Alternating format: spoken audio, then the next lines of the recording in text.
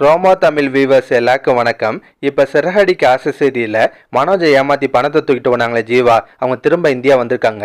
முத்து தான் அவங்களை ஏர்போர்ட்லேருந்து பிக்கப் பண்ணி கூப்பிட்டு வராரு. வர வழியில் முத்து விசாரிப்பாரு. மேடம் நீங்கள் எந்த நாட்டிலேருந்து வரீங்கன்னு கேட்குறாரு. ஜீவாவும் கனடாலேருந்து வரதா சொல்கிறாங்க. உடனே முத்து வந்து கனடாவை பற்றிலாம் விசாரிச்சுட்டு இருப்பாரு. அதுக்கப்புறம் நடக்குதுன்னா இந்த பக்கம் விஜயா ரோஹினிட்ட போய் உங்கள் அப்பா சீக்கிரம் ஜெயிலேருந்து வெளியே வரதுக்காக நீ கோயிலில் வந்து சில பரிகாரம் பண்ணணும், 48 நாள் கடுமையாக விரதம் இருக்கணும், ஒரு நாளைக்கு ஒரு வேளை தான் சாப்பிடணும், அங்கே பிரச்சனை பண்ணணும்னு சொல்லிட்டு அடுத்தடுத்து வேண்டுதல் சொல்லிட்டே இருக்காங்க.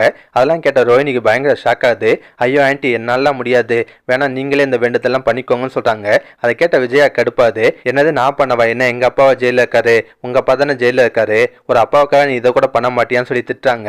அதுக்கப்புறம் வீட்டில் இருக்க எல்லாருமே கூப்பிட்டு சீக்கிரம் கோயிலுக்கு கிளம்புங்க, நம்ம குடும்பத்தோட போய் தான் இந்த வேண்டுதலை பண்ணுன்னு சொல்றாங்க. முத்தும் கண்டிப்பா வந்தாகணும்னு சொல்றாங்க. அதுக்கப்புறம் நடக்குன்னா மீனா வந்து முத்துக்கு கால் பண்ணி கோயிலுக்கு வர சொல்லுவாங்க. முத்து சவாரியில் இருக்க என்னால வர முடியாதுன்னு சொல்றாரு. ஆனா மீனா வந்து மாமா தான் உங்களை வர சொன்னாரு, நீங்க கண்டிப்பா வந்தாகணுமா சொல்றாங்க. அதை கேட்ட முத்து வந்து உடனே வரேன்னு சொல்றாரு. அதுக்கப்புறம் முத்து வந்து ஜீவாவையும் கூட்டிட்டு அந்த கோயிலுக்கு கிளம்புறாரு. அடுத்து என்ன நடக்குதுன்னா விஜயா மொத்த குடும்பத்தோட கோயிலுக்கு வந்திருக்காங்க. ரோஹினியை பரிகாரம் பண்ண வைக்கிறதுக்கு கெட்டப்லாம் போட்டு ரெடி பண்ணிட்டாங்க. அதோட தான் நெக்ஸ்ட் சீரியல்ல முடிச்சிருந்தாங்க. இதுக்கப்புறம் நடக்கும்னா முத்து கோயிலுக்கு வருவாரு. ஜீவாட்ட மேடம் ஒரு 10 நிமிஷம் மட்டும் வெயிட் பண்ணுங்க மேடம், நான் என்ன பூஜைன்னு பார்த்துட்டு வந்துடுறேன்னு சொல்றாரு. ஜீவாவும் சரின்னு சொல்லிட்டு முத்துக்காக வெளியே வெயிட் பண்ணிட்டு இருக்காங்க. அதுக்கப்புறம் முத்து வந்தா ரோஹினி பண்ண வேண்டிய பரிகாரம்லாம் ஸ்டார்ட் ஆகுது. விஜயாவும் ஒவ்வொரு பரிகாரமா சொல்றாங்க. எல்லாமே கடுமையான பரிகாரமாக தான் இருக்கு. ரோஹினி கையாலே சூடத்தை பற்ற வச்சு சாமி காட்டணும்னு சொல்றாங்க. அதை கேட்ட ரோஹினிக்கு பயங்கர ஷாக் ஆகுது. என்னத்தை விளையாடுறீங்களா, என்னாலாம் முடியாது, கையெல்லாம் வெந்து போன்னு சொல்றாங்க. ஆனா விஜயா விட மாட்டாங்க. ரோஹினியை கட்டாயப்படுத்தி அந்த பரிகாரத்தை பண்ண வைப்பாங்க.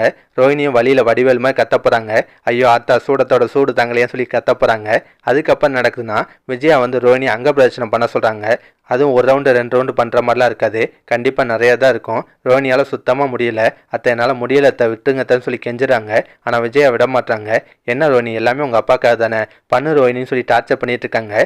ரோஹினி இப்படி பரிகாரம் பண்ணிட்டு இருக்கும்போது மனோஜ் ஃபோன் பேசுறதுக்காக வெளியே வராரு. அப்போ ஜீவா வந்து மனோஜை யதார்த்தமாக பார்க்குறாங்க. ஜீவாவுக்கு பயங்கர ஷாக் ஆகுது. மனோஜிட்ட மாட்டக்கூடாதுன்றதுக்காக ஒளிஞ்சிக்கிறாங்க. ஆனால் நாளைக்கே ஜீவா மனோஜிட்ட மாற்ற மாதிரிலாம் சீன் வச்சிருக்க மாட்டாங்க. நாளைக்கு எப்படியா இருந்தால் ஜீவா தப்பிச்சிருவாங்க. இதுக்கப்புறம் நடக்கும்னா ஒரு பக்கம் விஜயா வந்து ரோஹினியை 48 நாள் விரதம் இருக்க சொல்லி டார்ச்சர் பண்ண போறாங்க.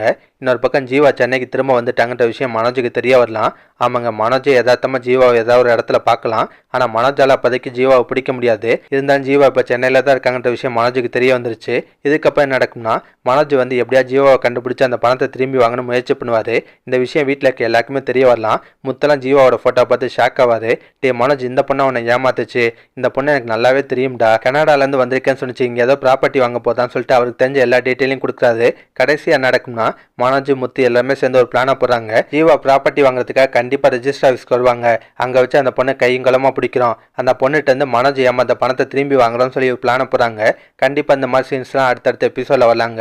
இதெல்லாம் பத்தி உங்க கருத்தை நான் மறக்காம கமெண்ட்ல சொல்லுங்க. இந்த வீடியோ பிடிச்சினா ஒரு லைக்கை தட்டுங்க. நம்ம சேனல் ப்ரோமோ தமிழ் ரிவ்யூ அதுவரை சப்ஸ்கிரைப் பண்ணலாம். ப்ளீஸ் கை சப்ஸ்கிரைப் பண்ணிக்கோங்க. நான் உடனே கொண்டு சீரியல் அப்டேட் கொடுத்துட்டே இருக்கேன். Bye guys.